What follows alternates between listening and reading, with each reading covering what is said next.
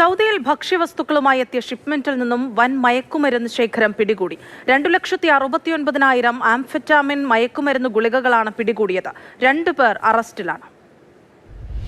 തുറമുഖം വഴി സൗദിയിലേക്ക് എത്തിയ ഒരു കപ്പലിൽ ഒളിപ്പിച്ച നിലയിലായിരുന്നു 2,69,411 മയക്കുമരുന്ന് ഗുളികകൾ കണ്ടെത്തിയത്. ക്യാപ്റ്റഗൺ മയക്കുമരുന്ന് ഗുളികകൾ കടത്തുവാനുള്ള ശ്രമം തടഞ്ഞതായി അൽഹദീദ തുറമുഖത്തെ സക്കാത്ത് നികുതി കസ്റ്റംസ് അതോറിറ്റിയാണ് അറിയിച്ചത്. ഭക്ഷ്യവസ്തുക്കളുമായുള്ള ഒരു ചരക്കിന്റെ മറവിലായിരുന്നു മയക്കുമരുന്ന് കടത്തുവാനുള്ള ശ്രമം ഉണ്ടായത്.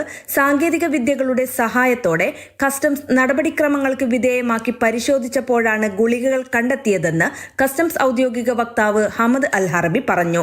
ഗുളികകൾ പിടിച്ചെടുത്ത ശേഷം ജനറൽ ഡയറക്ടറേറ്റ് ഓഫ് ഡ്രഗ് കൺട്രോളുമായി ഏകോപനം നടത്തി 2 പേരെ അറസ്റ്റ് ചെയ്തു. തുറമുഖങ്ങളിലൂടെ രാജ്യത്ത് ഇറക്കുമതിയും കയറ്റുമതിയും ചെയ്യുന്ന സാധനങ്ങൾ അതോറിറ്റി നിരീക്ഷിക്കുന്നുണ്ട്.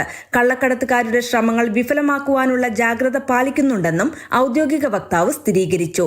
സമൂഹത്തിന്റെ സുരക്ഷയും സംരക്ഷണവും വർദ്ധിപ്പിക്കുക എന്നതാണ് ഇത്തരം നിരോധിത വസ്തുക്കൾ കടത്തുവാനുള്ള ശ്രമങ്ങൾക്കെതിരെ ജാഗ്രത പാലിക്കുന്നതെന്ന് അധികൃതർ പറഞ്ഞു. നിരോധിത വസ്തുക്കൾ കടത്തുവാനുള്ള ശ്രമങ്ങളെക്കുറിച്ച് വിവരം ലഭിക്കുന്നവർ 1910 എന്ന നമ്പറിൽ വിവരം ധരിപ്പിക്കണമെന്ന് അധികൃതർ അഭ്യർത്ഥിച്ചിട്ടുണ്ട്. Mathrubhumi news, Jeddah.